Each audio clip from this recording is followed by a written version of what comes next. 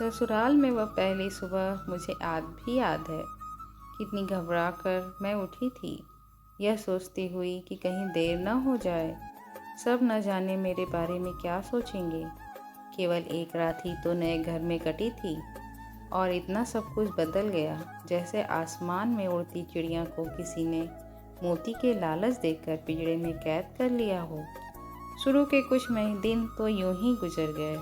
एक दिन हम बाहर घूमने गए। जब हम वापस आए तो सासू माँ की आंखों में खुशी दिख रही थी, लेकिन केवल अपने बेटे के लिए ही। मैंने सोचा कि शायद नया नया रिश्ता है, एक दूसरे को समझने में कुछ वक्त लगेगा। लेकिन समय ने जल्दी एहसास करा दिया कि मैं यहाँ बहू हूँ, इसलिए मैं जैसा चाहूँ वैसा नहीं कर पाऊँगी।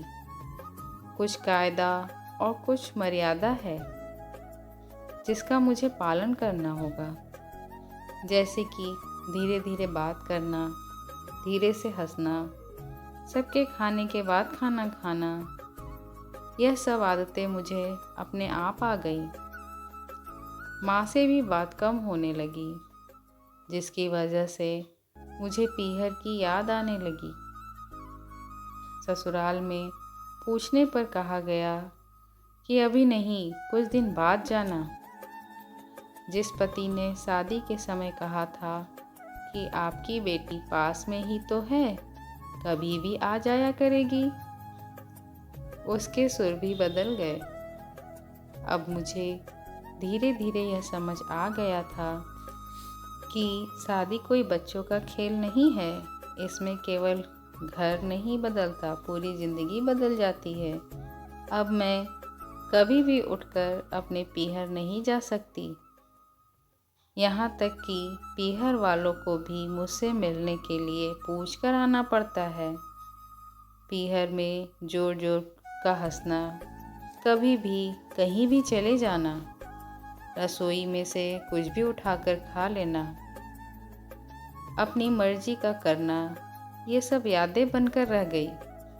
अब मुझे समझ में आने लगा था कि क्यों विदाई के वक्त सभी लोग मुझे गले लगाकर रो रहे थे। असल में मुझसे दूर होने का एहसास उन्हें हो गया था।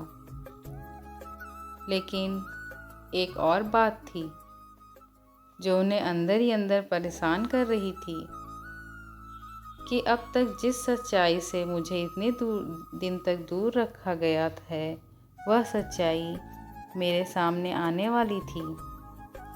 पापा का यह झूठ कि मैं उनकी बेटी नहीं बेटा हूँ, अब और दिन नहीं छुप पाएगा, जो कि उनकी सबसे बड़ी चिंता थी कि अब उनका बेटा, जिसको कभी भी बेटी होने का एहसास नहीं कराया था, जीवन के इतने बड़े सच से सामना करने जा रही थी।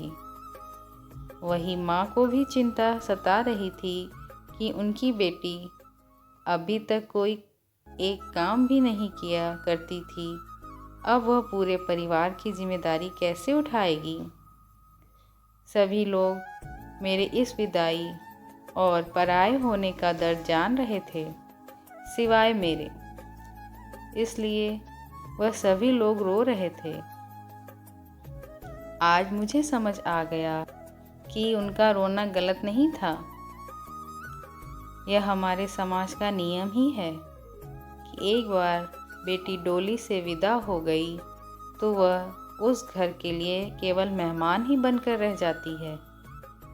फिर कोई चाहे कितना क्यों न कह ले कि यह घर आज भी उसी का है, सच तो यह है कि अब वह कभी भी यूं ही अपने पीहर नहीं जा सकती।